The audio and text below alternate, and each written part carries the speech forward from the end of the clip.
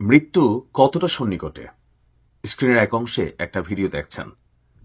লা ইলাহা ইল্লাল্লাহ মুহাম্মাদুর রাসূলুল্লাহি সাল্লাল্লাহু আলাইহি ওয়াসাল্লাম। আমি যতক্ষণ এই কথাটা বললাম ততক্ষণে তিনি মারা গেলেন। আজরাইল তার রুহু কবজ করে ফেলল। এই মানুষটার শ্রদ্ধায়, এই মানুষটাকে সম্মান করে ভিডিওটা শেয়ারের আহ্বান রইল। তিনি জামাত ইসলামের একজন আমির। মানুষের মৃত্যু আসলে আমি ভাবি যে আমি এই ভিডিওটাকে শেষ করতে পারবো, জানি না, হয়তো বা করতে পারবো, বাকিটা আল্লাহ ভালো জানে। দেখেন, মৃত ব্যক্তির সাথে কোনো গোস্বা রাগ আমার কখনোই ছিল না, দলমত নির্বিশেষে।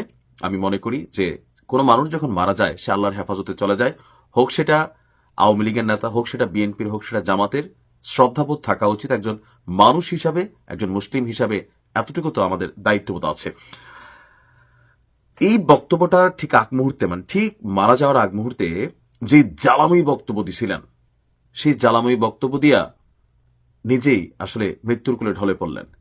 আপনাদের খেয়াল থাকার কথা, জামাতের রং চয়েস আমির হামজা। আমি বারবার বলি এটা জামাতের রং চয়েস। মানে কথাবার্তা কি বলে, আগাগোড়া নামধারী লেবাসধারী হুজুর ছাড়ার কিছুই মনে হয় না আমার কাছে, সিরিয়াসলি। তো এই লালা হুজুরকে বিভিন্ন সমাজে বিভিন্ন বিদ্রুপাত্মক মন্তব্য করছে। তো স্বাভাবিক অনেকে তার উপর ক্ষিপ্ত ছিল, গুসা ছিল। তো তাকে সম্ভবত কেউ হত্যার হুমকি দিয়েছে। আর এ নিয়ে আমির হামজা একটা স্ট্যাটাসও দিয়েছিল যে আমার 3টা সন্তানকে দেখে রাখেন। ভাই, আপনি কর্ম ভালো করেন, আপনার সন্তান আপনিই দেখেন, দুনিয়াতে বাইচা থাকেন।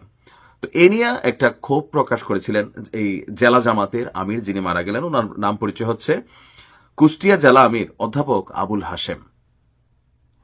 দর্শক, মুফতি আমির হামজাকে হত্যার হুমকির প্রতিবাদকারী অসুস্থ হয়ে মৃত্যুর কোলে ঢলে পড়ল আপনার জেলা আমির অধ্যাপক আবুল হাশেম। আমির হামজা বাইচা আছে, তিনি উল্টা মারা গেলেন। প্রত্যক্ষদর্শী সূত্রে আপনারা যা দেখছেন সেখানে হচ্ছে বক্তব্যের এক পর্যায়ে যখন তিনি হঠাৎ অসুস্থ লুটিয়ে পড়েন, তো নেতাকর্মীরা আমরা দেখলাম যে এরপরই একটা অটো অথবা সিএনজিতে করে তাকে নিকটস্থ হাসপাতালে নেওয়া হলে তিনি চিকিৎসারত যারা কর্মকর্তারা আছেন, চিকিৎসক, তারা বললেন যে তিনি মারা গেছেন। আমি ভিডিওটা লম্বা চূড়া অনেক তো দেখছিলাম যে তাকে যখন ধরছে তিনি চোখ টোক উল্টে ফেলতেন, সম্ভবত ওই সময় রুহু কবজ হয়ে গেছে। তো এখন মৃত্যুর কারণ কি এ নিয়ে একটু ইনভেস্টিগেশন চলছে। কুষ্টিয়ার 3 আসনে জামাত ইসলামের মনোনীত প্রার্থী এবং সমালোচিত ইসলামিক বক্তা আমির হামজা নিজের ভেরিফাইড এক ফেসবুক পেজে তিনি অভিযোগ করেন তাকে হত্যার হুমকি দেওয়া হয়েছে। আর তার বিরুদ্ধে এই মুহূর্তে একটা নেগেটিভ অবস্থান আছে, মামলা হয়েছে, গ্রেপ্তারও হতে পারে। তা আমার ভিডিওটা আমির হামজার উদ্দেশ্যেও না, যিনি মারা গেলেন, জাস্ট হচ্ছে আপনাদেরকে দেখাইতে চাইলাম যে এই যে ক্ষমতা, এই যে টাকা পয়সা, গাড়ি, সম্পদ, তারপর হচ্ছে যে এই যে আমরা রাষ্ট্র ক্ষমতায় যাব। দেখেন, শেখ হাসিনা বাংলাদেশ থেকে যাবার পর অনেক মানুষ এই দেশে মরে যাচ্ছে, এমনি মরতেছে, ওইভাবে মরতেছে। তবে যারা ক্ষমতায় যাওয়ার জন্য খুব আশা আকাঙ্ক্ষা নিয়ে বসেছিলেন, ক্ষমতায় যাবার আগেই তারা কিন্তু মরে যাচ্ছে। কখনো আমাদের হাতে, কখনো পলিটিক্যাল ইস্যুতে, কখনো বা দুর্বৃত্তদের বিভিন্ন কারণে। আর ন্যাচারাল মৃত্যু তো আছে। এই ভিডিও থেকে শিক্ষণীয় হওয়া এটাই দরকার যে আসলে মৃত্যু হয়তো আমার পিছনে দাঁড়িয়ে আছে। আমি জানি না, আমি আগামীকে ভাবছি, কাকে লুট করব, ক্ষমতায় গিয়ে কি করব, কিভাবে ধান্দা করব। তো একটু সচেতন হন, একটু ভয় পান। ক্ষমতা আল্লাহ আপনার হাতে দিয়েছে একটা পরীক্ষা স্বরূপ। আপনি এটার অপব্যবহার করছেন নাকি ভালো ব্যবহার করছেন।